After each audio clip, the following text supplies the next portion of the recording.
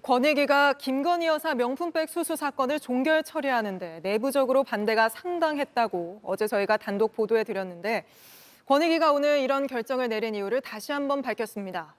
김 여사가 받은 명품백은 대통령의 직무와 관련이 없고 있다고 하더라도 처벌할 수 없다는 취지로 주장했습니다. 먼저 권익위의 주장부터 유정화 기자 보도를 보시고 맞는 말인지 스튜디오에서 따져보겠습니다. 정승윤 국민권익위 부위원장은 김건희 여사뿐 아니라 대통령을 처벌할 수 있는 규정이 없다는 점을 강조했습니다. 기본적으로 배우자인 김 여사가 받은 명품백이 공직자인 대통령의 직무와 관련이 없다고 판단했다는 겁니다. 따라서 청탁금지법상 신고 의무가 없다는 게 권익위의 설명입니다. 판단 근거로는 객관적 직무 관련성과 밖으로 떠도는 제공자, 즉 최재형 목사의 진술을 봤을 때 직무 관련성이 없다는 의견이 다수였다고 했습니다. 또 만약 명품백이 대통령의 직무와 관련성이 있더라도 대통령이 신고할 의무는 없다고 했습니다. 최 목사가 미국 시민권자, 즉 외국인이기 때문에 김 여사가 명품백을 받는 즉시 대통령 기록물이 되고 대통령 기록물에 대해선 신고할 필요가 없다는 겁니다. 이 과정에선 외국 정부 등으로부터 받은 선물의 신고를 규정한 공직자윤리법 15조를 적용했다고 설명했습니다. 그러나 이 모든 판단을 하는 과정에서 대통령과 김 여사, 최 목사에 대한 직접 조사는 없었다는 취지로 말했습니다. JTBC 유정화입니다. 권익위 설명대로라면 공직자 배우자는 명품백을 받아도 된다는 거냐는 비판이 쏟아지고 있습니다.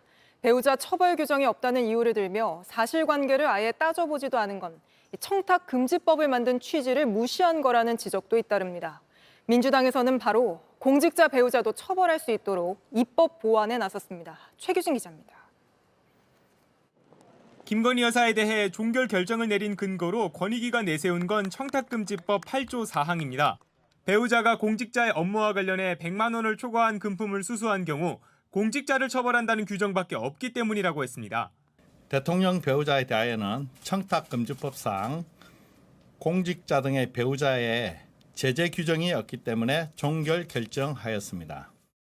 하지만 이는 청탁금지법이 공직자를 대상으로 하고 있어서이지 배우자가 금품을 받더라도 문제가 없다고 판단한 건 법 취지를 무시한 것이란 지적이 나옵니다. 실제 배우자가 금품을 수수했을 경우 이를 알게 된 공직자는 즉시 신고해야 하고 어길 경우 3년 이하 또는 3천만 원 이하 벌금에 처할 수 있습니다.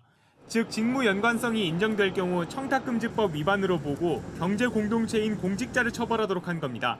제재 규정이 없다고 해서 직무 연관성을 조사하지도 않는다면 권익위 스스로 공직자의 부패를 막기 위해 도입한 청탁금지법 취지를 무너뜨리는 것이란 비판이 나오는 이유입니다. 부패 방지 업무를 총괄하는 차원에서 이게 만약에 다른 법에 저촉될 여지, 예를 들면 알선수립죄라든지 뇌물죄 같은 거에 만약에 해당할 수 있다면 당연히 수사기관에 넘겨야죠. 근데 사실상 아무것도 안 하고 있다는 거, 그게 가장 큰 문제. 민주당 한병도 의원 등은 고위공직자의 배우자도 일정 금액 금품을 받은 경우 처벌할 수 있도록 곧바로 보완 입법에 나섰습니다. 권익위원장을 지낸 전현희 의원은 이와는 별도로 윤 대통령과 김 여사에게 면죄부를 준 권익위의 결론 과정과 추진 경위를 살피기 위한 특검 법안을 낼 것이라고 밝혔습니다. JTBC 최규진입니다. 보신 것처럼 권익위는 김건희 여사가 대통령의 직무와 관련해 명품백을 받았든 관련 없이 받았든 대통령도 김 여사도 처벌할 수 없다는 입장입니다. 바로 스튜디오에서 이 사안을 취재하고 있는 강희연 기자와 따져보겠습니다. 자, 강 기자, 권익위는 일단 김건희 여사가 받은 명품백이 대통령의 직무와 관련이 없다 이렇게 했는데 그렇게 판단한 구체적인 근거를 밝혔습니까?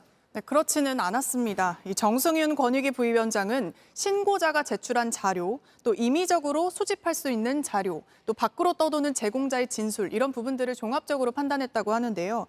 그런데 이게 어떤 자료인지는 구체적으로 밝히진 않았습니다. 명품백을 건넨 최재형 목사에게 왜 준 거냐고 직접 조사하지도 않은 거 아닙니까? 네, 정부 현장이 이 부분에 대해서 정확한 답변은 피했지만 당사자인 김 여사, 또 윤 대통령, 최재형 목사 이 세 사람에 대한 직접 조사는 이루어지지 않은 것으로 보입니다. 신고자인 참여연대 측과도 전화로 3분 정도 통화만 했다고 알려졌는데요. 특히 명품백을 건넨 이 최 목사에 대해선 김 여사와 윤 대통령이 위반 사항이 없는 상황에서 아무 범죄 혐의가 없고 처벌할 수 없는데 소환하면 직권남용이다 이렇게 말했습니다. 사실상 권익위가 제대로 된 조사도 없이 이미 주어진 자료들 또 법령에만 근거해서 소극적으로 조사한 것 아니냐 이런 지적이 나옵니다. 명품백이 대통령의 직무와 관련이 있다고 하더라도 대통령을 처벌할 수 없다는 권익위의 논리는 뭡니까? 네, 이건 이 최 목사가 미국 시민권자, 즉 외국인이라는 이유 때문인데요. 대통령 기록물법상 직무와 관련해서 외국인에게 받은 선물도 대통령 기록물에 포함이 되고 대통령 기록물이 되면 대통령의 신고 의무가 없다는 게 권익위의 해석입니다. 하지만 이 대통령 기록물법은 공식 외교 행사나 또 공무 수행과 관련된 이 선물을 다루는 건데요. 네. 이 사실상 사인에 가까운 인사가 비공식적으로 만나서 건넨 명품백을 대통령 기록물에 포함하는 것이 과연 맞는 것이냐, 이 무리가 있다는 의견도 전문가들 사이에서 나오고 있습니다. 네. 또 대통령 기록물이라면서도 명품백이 어디에 있는지에 대해서 물었을 때도 말씀드릴 수 없다, 이렇게 답했습니다. 네, 그리고 또 이렇게 처벌 조항 없으니 종결한다고 끝낼 거면 왜 6개월이나 조사를 끌었는지 이 부분도 물어봤습니까? 네, 그렇습니다. 이 총선을 앞두고 정치적으로 오해받을 사안은 조사를 중지했다, 이런 답변을 들을 수 있었는데요.